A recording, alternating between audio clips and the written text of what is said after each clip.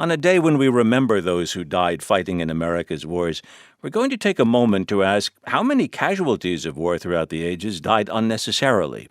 And I don't mean in friendly fire incidents or moments of tactical error.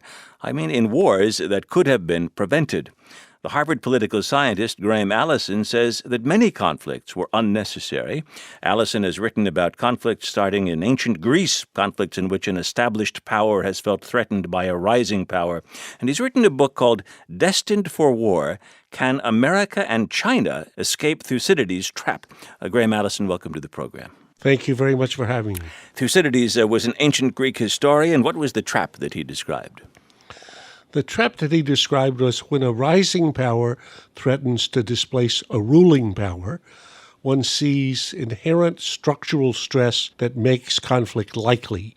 I look at the last 500 years, find 16 cases, 12 of them ended tragically in war, 4 in not war, and I hope that we can learn the lessons of the past in looking at the current challenge that China poses to a ruling America. Is the rise of China creating a fear in the United States that might indeed lead toward a war?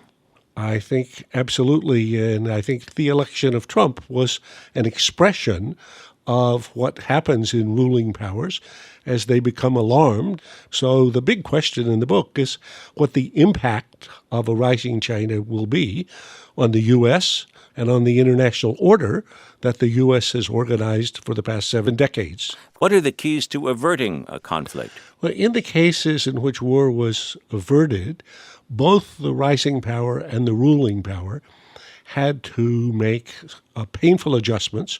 And in both cases, one needed surges of strategic imagination that would do something more than business as usual. Another reading might be that the age of nuclear weapons has made the kind of conflict you describe less likely to turn into a war, and that's why the Cold War stayed cold, for example. Could mutual deterrence prevent a U.S.-China war down the road? Absolutely. One of the 3 big factors that count against war in the relationship between China and the U.S. are first, nuclear weapons and even a condition of mutual assured destruction. Secondly, one's got 2 economies that have become so deeply interlaced that a war between the U.S. and China would leave Walmarts empty and Chinese factories producing for nothing. Thirdly, climate. If between the 2 of us we keep doing what we're doing, we can create a climate in which our grandchildren won't be able to live. As presidents have done before him, Donald Trump went to Arlington National Cemetery today. This, of course, was once a land owned by Robert E. Lee that was taken, and the Union soldiers were buried there after the Civil War. There are people interred there who fought in both world wars and other conflicts. I can understand very easily the argument that the First World War was somehow avoidable, that it was a conflict of mistakes and misjudgments. World War II, or for that matter, you don't write about much, the Civil War, were they really unnecessary, avoidable wars? I believe that the Americans, have had more unnecessary wars than necessary wars. World War II, though, as you say, is the hard case.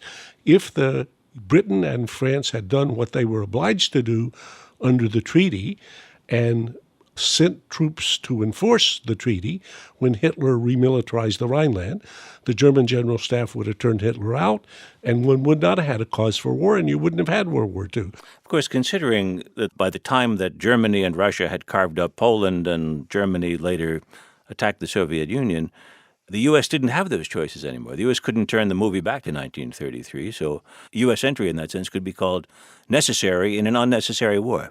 But there was nothing preventing the U.S. being an actor in 1933, except for the fact that the Senate had rejected the U.S. role in the League of Nations. I mean, if Woodrow Wilson's vision had been the case and we had stayed involved in Europe in the period in between, then we and the Brits and the French could have prevented Hitler becoming what became World War II. But by the time we sat on the sideline, it was too late, as you say.